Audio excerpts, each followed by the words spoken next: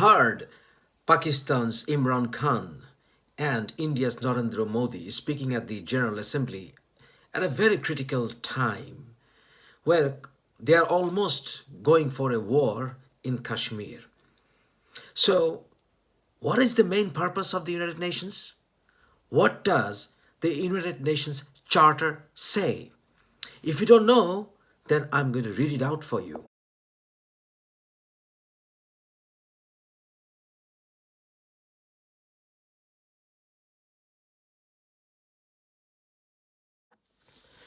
The preamble says, "We, the people of the United Nations, determined to save succeeding generations from the scourge of war, which twice in our lifetime has brought untold sorrow to mankind, and to reaffirm faith in fundamental human rights, in the dignity and worth of the human person, in the equal rights of men and women and of nations at large and small, to establish conditions under which justice and respect for the obligations arising from treaties and other sources of international law can be maintained, to promote social progress and better standards of life in larger freedom."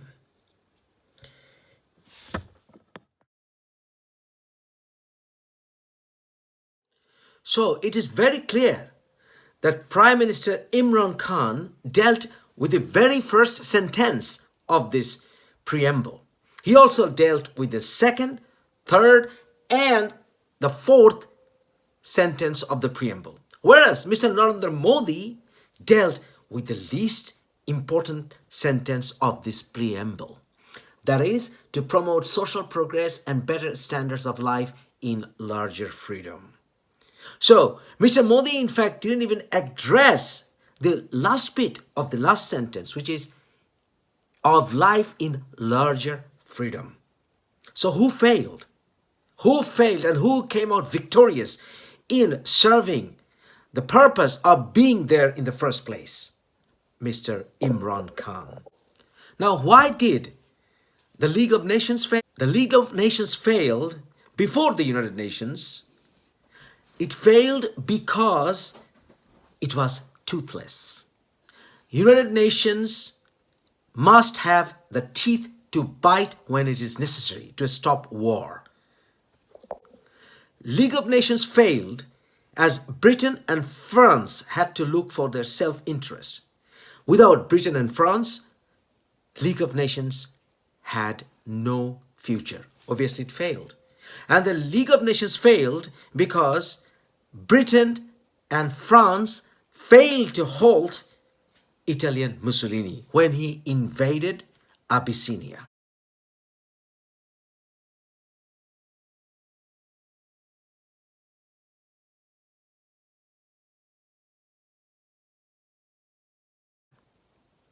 Because League of Nations needed to do business with Mussolini. So, League of Nations failed. League of Nations also failed because the only option they had was to put some trade embargoes. That's all. Trade restrictions, not to do business with them. There was no Security Council. League of Nations also failed because United States of America was not there.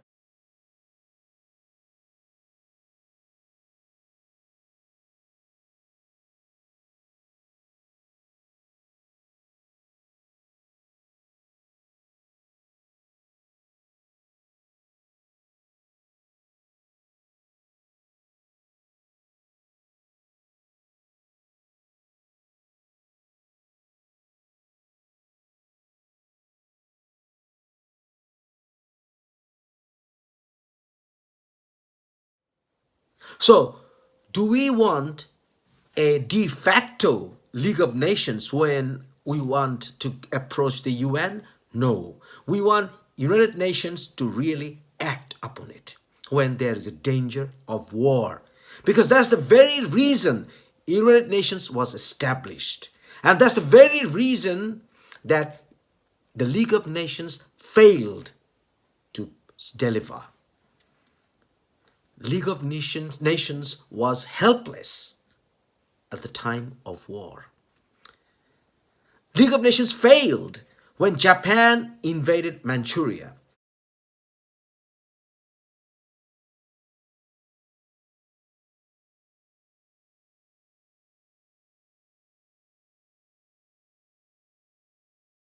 And when Japan left, because the League of Nations blamed Japan, when in fact China pulled the first trigger, Japan just showed the middle finger and walked away from League of Nations. And League of Nations proved that they can't really work without real intentions of Britain and France to solve the problem. And they are helpless against big powers. And now USA is there, France is there, and we have Britain there, we have Russia there, and they should talk about the real problem the world is facing. Two nuclear countries are almost having a war, and there is a big region in India where human rights violations are going on. And this can't go on. And also, Imran Khan addressed the issues which are affecting everybody. Terrorism from all ends. Religious terrorism from fanatics like Islamist terrorism, and also terrorism from the Hindutvas. And also how the Western governments are failing to address these issues the way that can really deliver some results, because we cannot put these things under the carpet anymore. And Imran Khan said what was needed to be said. And also Imran Khan pointed to the Taliban issue. He is also a person who doesn't shy away from telling the truth. And he doesn't shy away from telling the truth even to the superpower of the United Nations. Because the United Nations was established to uphold the dignity of all human beings, not bothering about which nation is a superpower and which nation is not a superpower.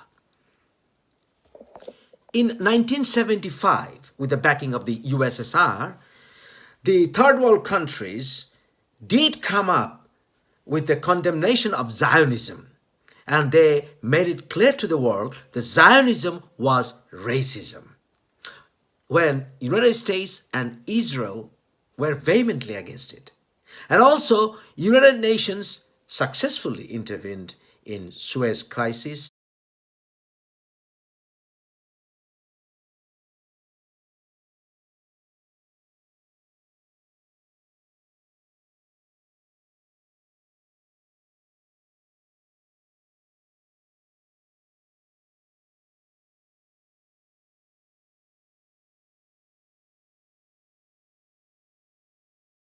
In Iran crisis, and in also in 1950 in North Korean and South Korean crisis.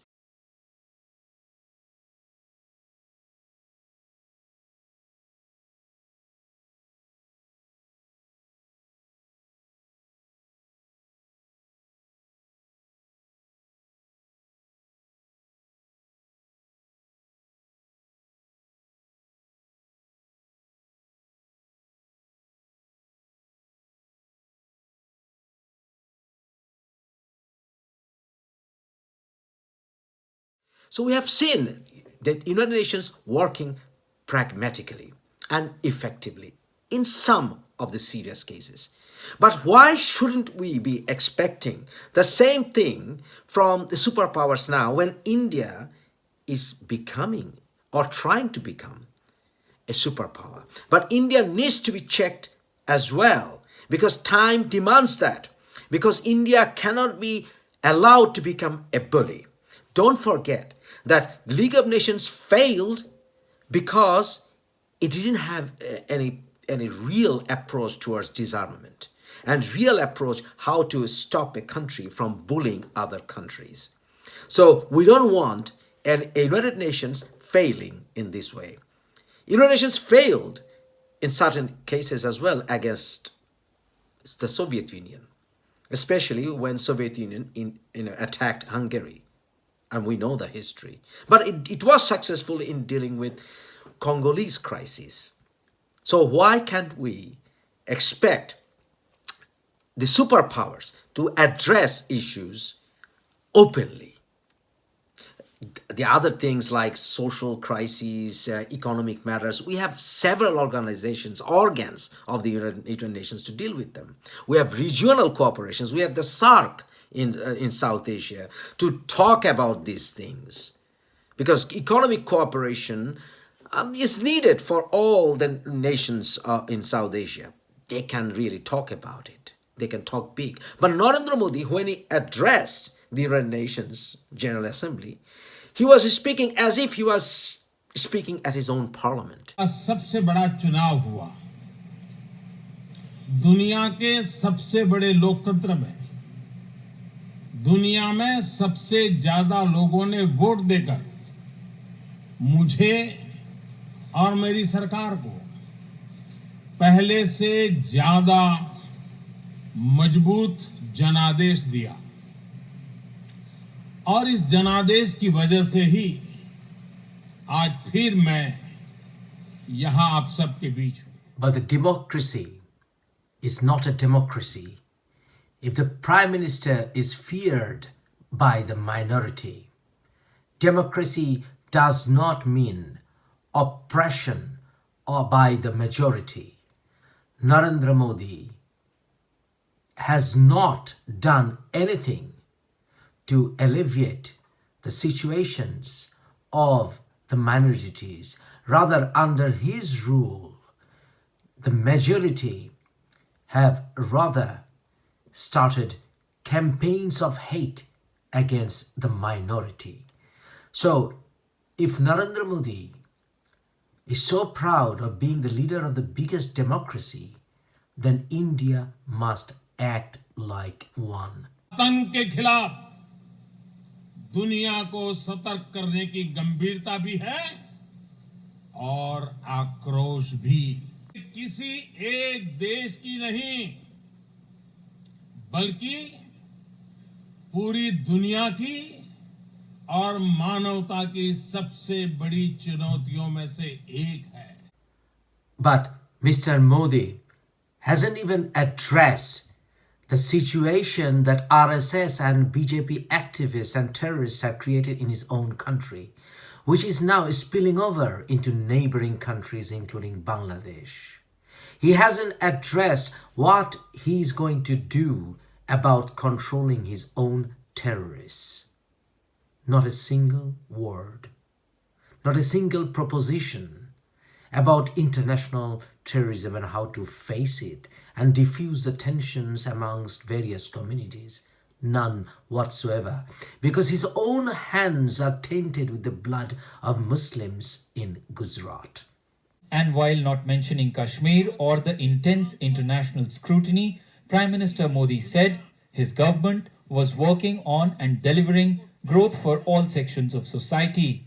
But Mr. Modi, not a single word from you from the real threat the region is going to face once the curfew is lifted.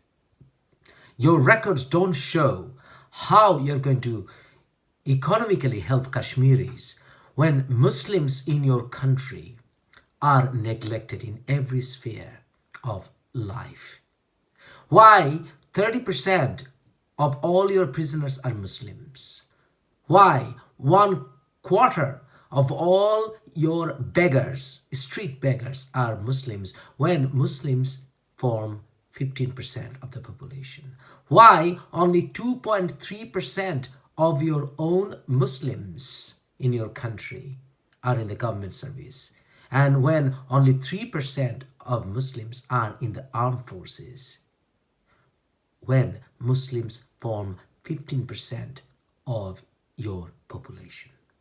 Mr. Modi, no serious propositions from you. Zero, even in the field of social development, especially when your country is suffering the worst economic crisis in decades. Why was he there for? Was he there like acting like a salesman? I know he's from Gujarat. Gujaratis are usually, business people. He was there like a salesman. He was trying to as if please his own people that, hey, we're doing a lot. But what about the real purpose of the United Nations, which is to stop the war, stop the threat, free the humanity, and also nip in the bud any possible situations which may escalate the dangers of war.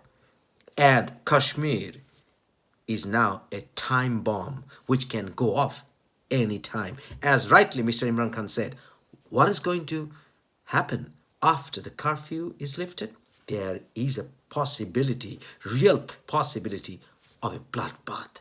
That's the truth. And it's about time we should thank Mr. Imran Khan for telling the truth as it is.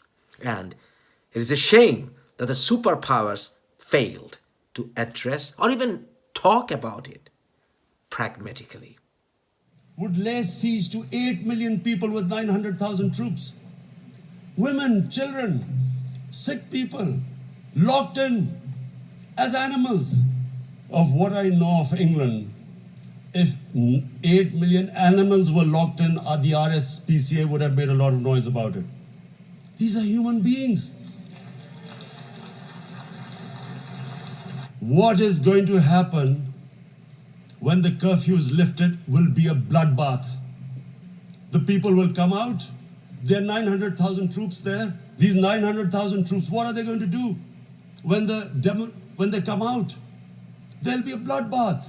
Mr. President, has anyone thought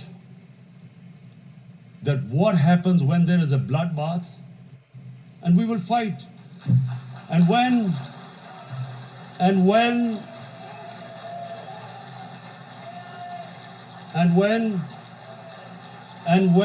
a nuclear armed country fights to the end, it will have consequences far beyond the borders.